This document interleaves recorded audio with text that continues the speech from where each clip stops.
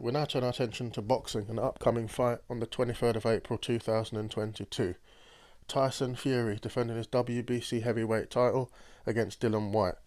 The betting odds: Tyson Fury 1 to 6, a resounding favourite. The draw 28 to 1. Dillian Whyte the outsider at 5 to 1. So it's a very interesting fight. Been waiting for it for a while now. Money's been sorted, purse bids and all the rest of it, and the fight's finally on. Tyson Fury did the press conference on his own. Dillian Whyte wasn't in attendance.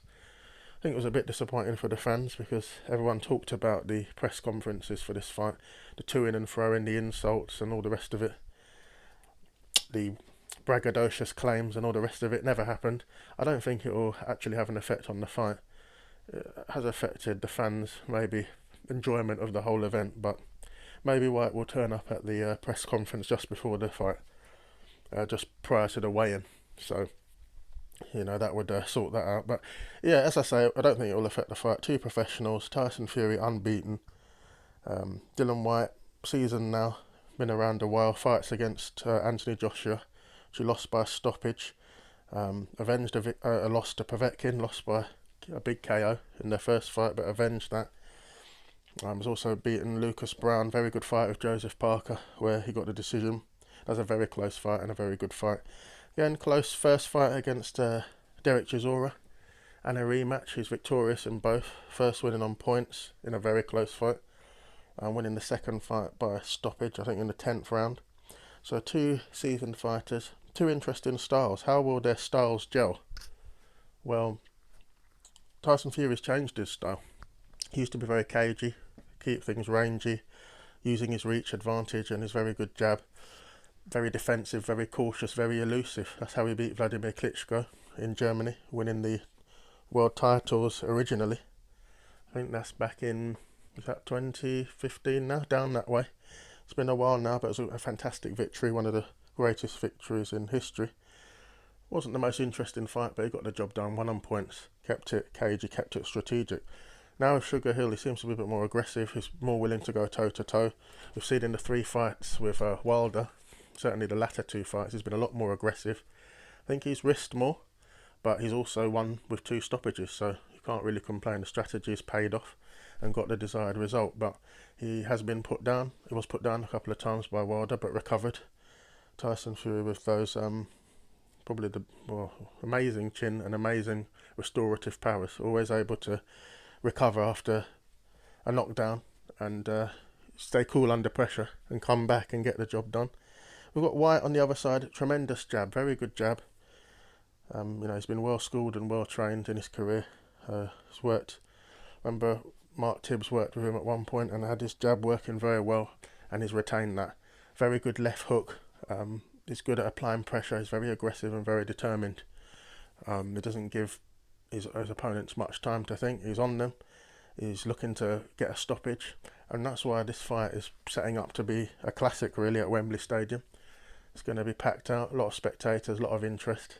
It's going to be one of the biggest British heavyweight fights ever, one of the biggest British fights ever.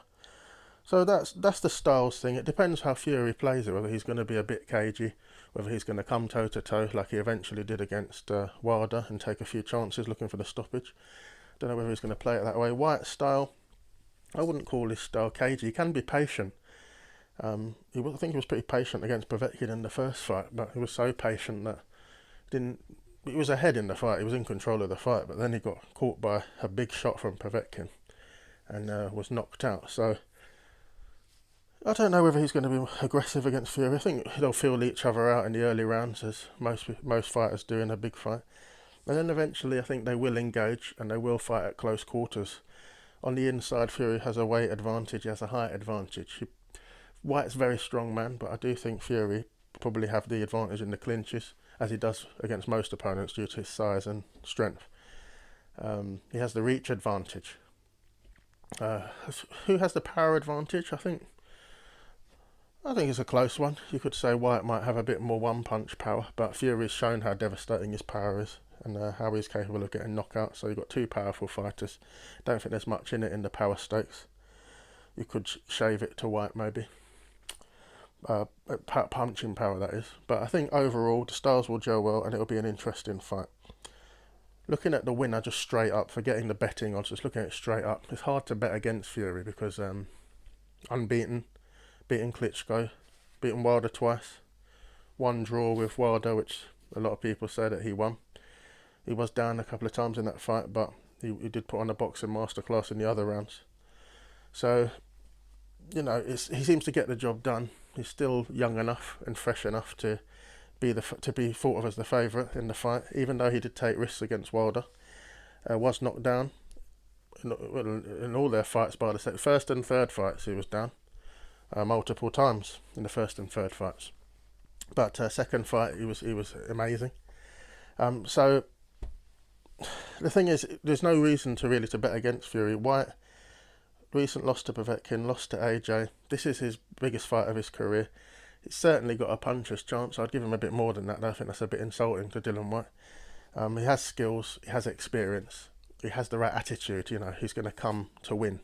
We saw the other day with Jack Catterall and Josh Taylor that when the underdog comes with the attitude to actually put in a concerted effort, they can actually put in an amazing performance. And Catterall put in an amazing performance against Josh Taylor, didn't get the decision, which is it's pretty frustrating as a boxing fan. But it shows that if you're an underdog and you come with the right attitude, which Dillian Whyte most certainly will, he won't be scared of Fury. He's a fighting man. Whyte has fought in a range of different disciplines. He's been a kickboxer, martial artist, boxer now, professional boxer. He's a fighting man. So is Fury, coming from a fighting background. So these are two fighting men who will at some stage fight on instinct. They'll be strategic early on for as long as they can, but I'm sure that the fight will catch fire at some stage. And that's why it's more than likely going to end by stoppage. I'd say whoever wins it will be by stoppage. The bookies think that as well. Dillian Whyte's 5-1 to win. He's also 5-1 for the knockout. So they obviously feel that the knockout's likely. Fury's 1-6 to win. It's 8-11 for him to win by stoppage. So you do get a bit more value by taking the method of victory on that one, and you might as well, because I don't see it going to points. These two, have pretty aggressive styles. Certainly Fury has become a lot more aggressive in his style in recent years, and Whyte has always got on with it. So I think it's fair to say there'll be a stoppage in this one. Asking straight up, I'd look towards Fury. And the odds are rubbish for Fury victory. He's a resounding favourite. But Fury, by stoppage, 8-11, I'd be looking towards that. Wouldn't want to go too mad with it, but, those odds don't help you out too much. Whyte's odds are more interesting, 5-1, and I think it's fair. He's got more than a bit more than a puncher's chance.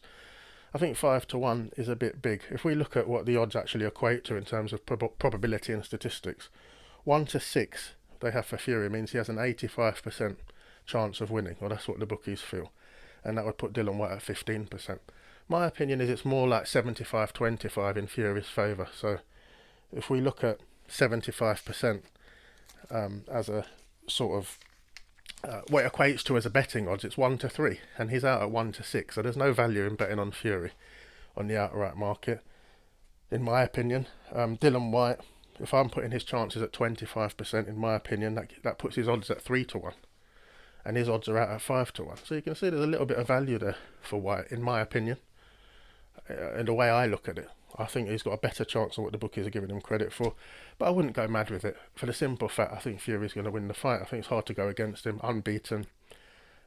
Whyte has tasted defeat twice in his career. I think Fury, even though he takes more risks and is vulnerable now by going more toe-to-toe as he did against Wilder, he's got those restorative powers that mean if he can get up against Wilder, you'd think he can get up against Whyte. And he's just got an amazing way of staying calm under pressure and restoring himself and bringing himself together and getting the job done. And I think he's 33 now, still young enough, fresh enough to see Whyte off. But, I wouldn't put anyone off at a conservative stake on Dillian Whyte at 5-1, because it does seem that the bookies have underestimated him a little bit. So I'd say Fury by KO, the most likely outcome at 8-11. That's the way I'd look in terms of being realistic about the fight. But in terms of value, I do see that the Dillian Whyte price is reasonable. So anyone who thinks Dillian Whyte's worth a go in this fight, I can't put them off it with a conservative stake. It's a reasonable price, but it's going to be a great fight. I do think Fury will get it done in the end. Whether he chooses to be cagey, whether he chooses to go toe-to-toe, take more risks, He's done it against Wilder. He's taken Wilder's best punch